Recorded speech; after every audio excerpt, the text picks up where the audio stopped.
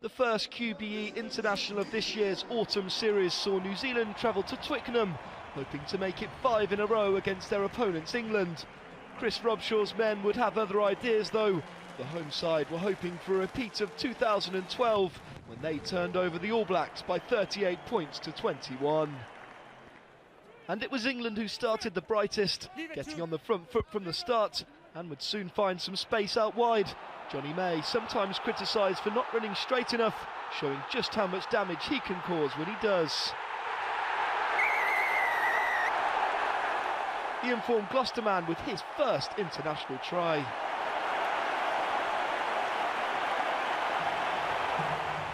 Owen Farrell missed the conversion, and one thing England have learnt in the past is that when you're on top against the All Blacks, you have to take your chances. And when Mike Brown put down Kyle Eastman's pass 5 metres out, they knew they'd missed a golden opportunity. And as their opponents began to grow into the game, they were made to pay for that missed chance. Jerome Kano making the initial break, and fly half Aaron Cruden was on hand from the next phase to wriggle over. Touch the line, try is good! Touch the line, try is good! The All Black in a tussle for the number 10 shirt with Dan Carter ahead of next year's World Cup, and showing just what he can offer. Like Farrell, he also failed to convert though, and the scores were level until Farrell put England back in front with a simple 3 points on 17 minutes.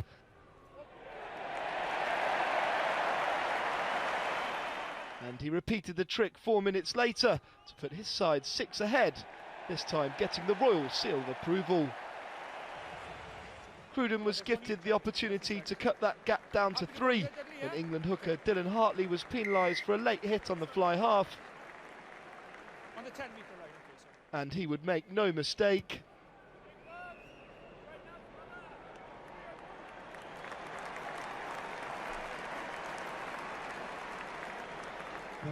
England captain Robshaw was penalised for hands in the ruck just before half-time, gifting Cruden another 3 to get things level.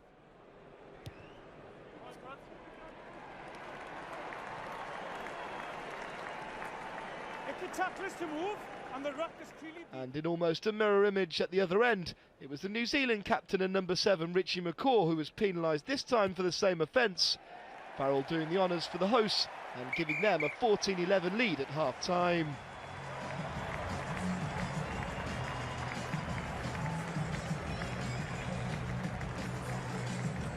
The All Blacks came flying out the traps in the second half, and after missing an earlier kick at goal, their pressure was rewarded with a try.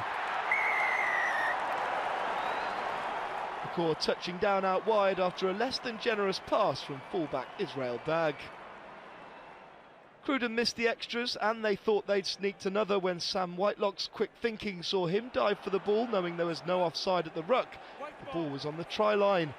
Much to his dismay though, the second row was penalised for knocking the ball on.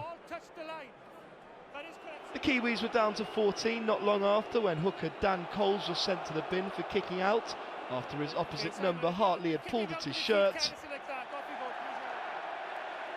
England couldn't take advantage though, and it would in fact be the All Blacks who would win the sin bin period. Substitute Bowden Barrett with the easy 3-pointer 10 minutes later. With the All Blacks really turning the screw now, it was only a matter of time before they got the killer blow. And it came with less than 10 minutes remaining. Charlie Fa'amaina picking and going from the ruck to power over and put England 2 scores away from victory.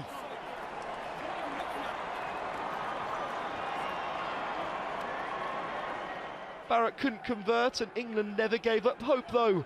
Their scrum, like their lineouts, have been impressive throughout.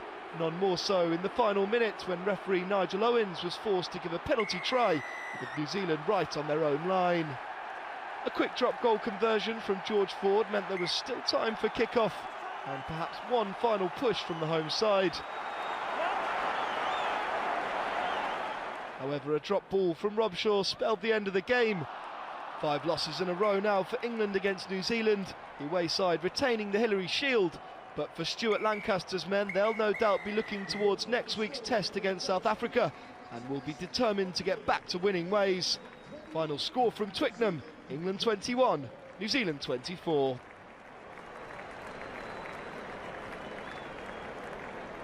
Today's